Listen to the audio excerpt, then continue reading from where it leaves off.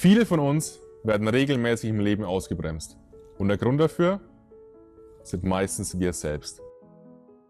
Selbstzweifel, Ängste, Ablenkung, fehlende Motivation, das sind nur einige der inneren Barrieren, die uns dabei im Weg stehen, unser volles Potenzial auszuschöpfen und Top-Ergebnisse zu erzielen. Und ich weiß, wovon ich rede. Denn mit 18 Jahren habe ich einen schweren Sturz. Ich breche mir mein Genick und bin querschnittsgelähmt. 95% meiner Muskeln sind dadurch betroffen. Und von einem auf den anderen Tag bin ich 24 Stunden auf Hilfe angewiesen.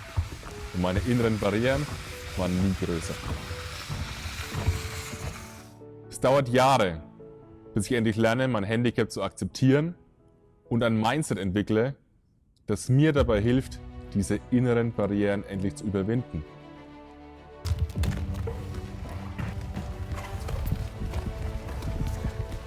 Mich auf mein volles Potenzial zu konzentrieren und endlich Verantwortung für mein Leben zu übernehmen. Ich werde vom Sozialhilfeempfänger während meines Studiums zum Portfolio-Manager einer Privatbank.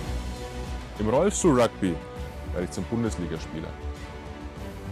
Und das Wichtigste, 7 Jahre nach diesem Sturz erreiche ich mein großes Ziel. Ich werde vom damaligen Pflegefall, schaffe ich es zu einem eigenständigen Leben. Laut den Ärzten und Therapeuten war der Schwere meiner Behinderung völlig unmöglich. Inzwischen helfe ich als Redner und durch meine Workshops Unternehmen dabei, mehr aus ihrem Potenzial zu machen. Weil ich erlebe häufig Mitarbeiter, die sich durch Barrieren im Kopf selbst im Weg stehen. Die sind dann eher Problemsucher als Problemlöser. Wie wäre es, wenn das in Ihrem Unternehmen der Vergangenheit angehört und endlich mehr möglich ist? Ich rede zu den Themen Motivation, Change und Diversity. Seien Sie gespannt, was ich aus 10 Jahren Querschnitt für Sie mitgebracht habe. Machen Sie Ihr Unternehmen barrierefrei im Kopf.